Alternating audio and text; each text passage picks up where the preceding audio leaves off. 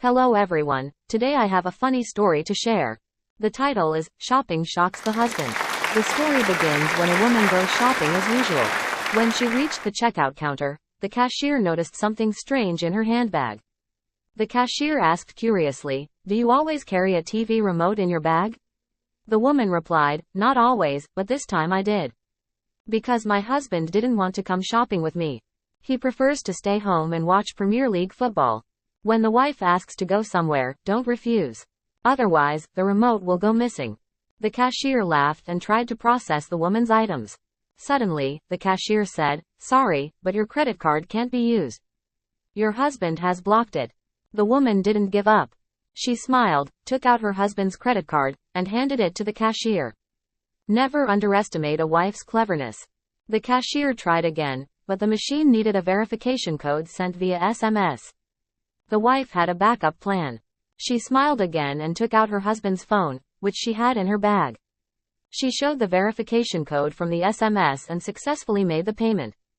With a big smile, she went home happily. The lesson from this story is that a wife's ability should not be underestimated. When she got home, she found that her husband and the car were gone. There was a note on the door that said, "Darling, I couldn't find the TV remote, so I went out to watch football with friends. I'll be back late. If you need anything, call me." Oh my. Her husband took the house keys, and my phone too.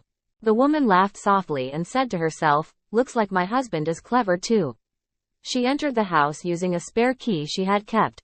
She started cooking her husband's favorite meal, fried chicken and nasi lemak, as a sign she wasn't mad.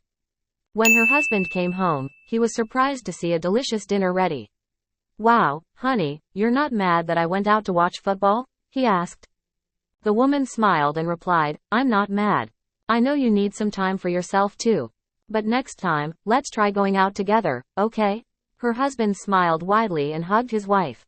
"All right, I promise. Thank you, dear." The second lesson from this story is don't hope to control your husband. It won't work. The third lesson from this story, a good relationship requires compromise and understanding. With communication and respect, husbands and wives can live happily together. Dedicated to all men. Good night.